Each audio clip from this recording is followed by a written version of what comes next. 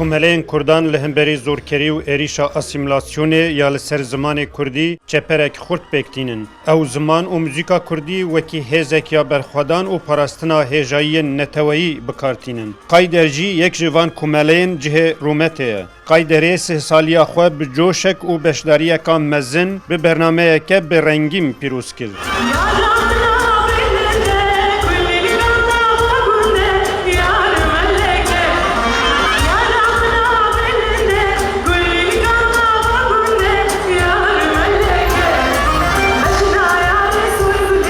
Divê em bêjin Qayder kurtahiya navê pênc navçeyên Bîngöl û El Ezîzê ye. Wekî Qereqoçan, Kixê, Adaqlı, Yayladere û Yêdîsû. Di 1990 de wekî kumeleyekî ya piştgiriya van navçeyan li Stenbolê hatiye damezrandin. Ew netinê ji aliyê piştgiriya sosyal ve belê ji aliyê xwedîlê derketina çand û zimanê Kurdî ve jî karên pir hêja dike. Kursên zimanê Kurdî dide grûpên wê yên şanûyê û yên folklorê jî hene.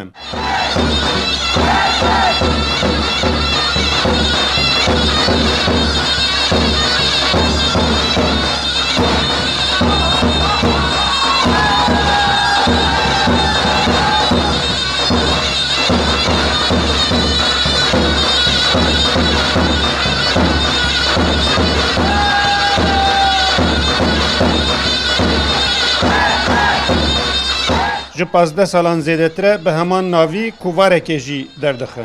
Ev seroka Qayderê Xatûn Yelîz Vergîlî jî ji beriya 6 mehan dest bi kursa zimanê Kurdî kiriye û fêr bûye.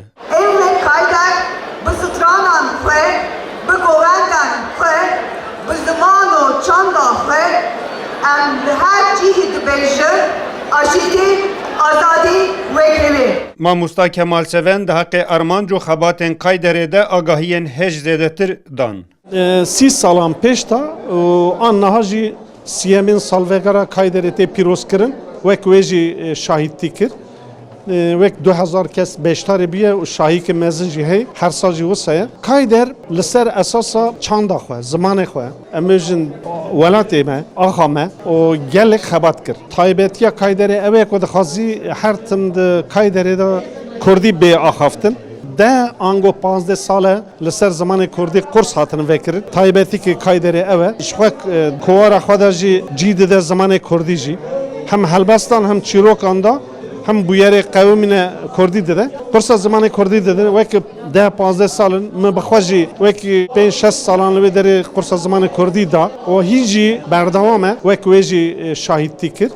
Wek 2000 kes beşdarê bûye û şahîkê mezin jî heye her sal jî wisa ye. Qayder li ser esasa çanda xwe, zimanê xwe em bêjin welatê me, axa me û gelek xebat kir. Wekî şano, wekî grûpa müzik, kilamê derdora me li vê derê wekû bîr nekin û li ser zimîn û gelek xebat kir û hîn jî berdewam e. Sertifîkayên kesên li Qayderê beşdarî li kursên zimanê Kurdî jî kirine hatin dayın.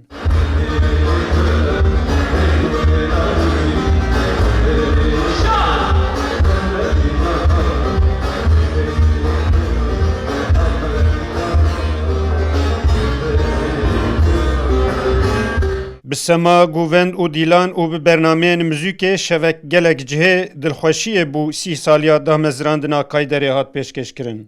Mihemed Sanlı, Kurdistan TV, İstanbul.